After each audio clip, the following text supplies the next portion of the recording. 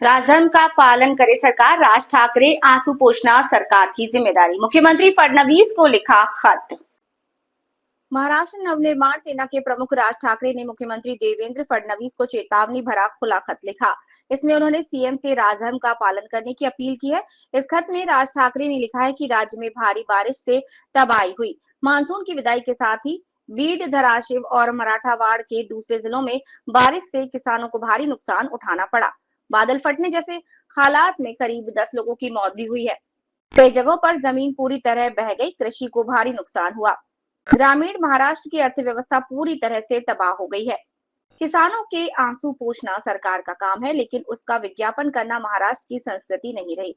इसीलिए इन सब प्रलोभनों से दूर रहकर सरकार और प्रशासन को अब कम से कम 30 से 40 हजार प्रति एकड़ की सहायता की घोषणा करनी चाहिए और देखना चाहिए कि किसान और उसका परिवार फिर से खड़ा हो जाए।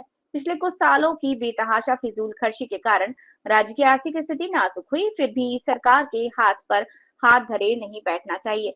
उसे समय रहते केंद्र से संपर्क करना चाहिए और केंद्रों से राहत पैकेज प्राप्त करना चाहिए। ऐसा भी राज ठाकरे ने इस खत में लिखा। महाराष्ट्र से वंदे भारत न्यूज के लिए विवेक भिंडे की रिपोर्ट।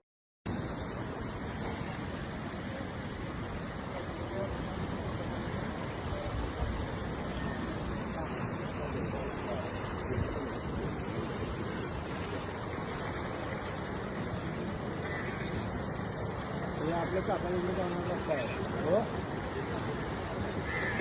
रस्त्यावर वर सरकार आली आता कमी थांबली की तिथे पाणी आलं नसले। इस बाढ़ में डूबा हुआ महाराष्ट्र का किसान पहले से ही बैंक के कर्जों में डूबा हुआ है। इस हालात से बाहर निकालने के लिए किसान को कम से कम 1 साल तक का समय लग सकता है।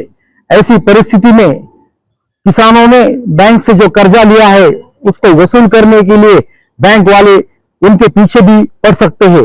ऐसी हालात में बैंक वालों को महाराष्ट्र सरकार समझा दे, वरना महाराष्ट्र नवनिर्माण सेना के कार्यकर्ता बैंक वालों को अपनी भाषा में समझा देंगे।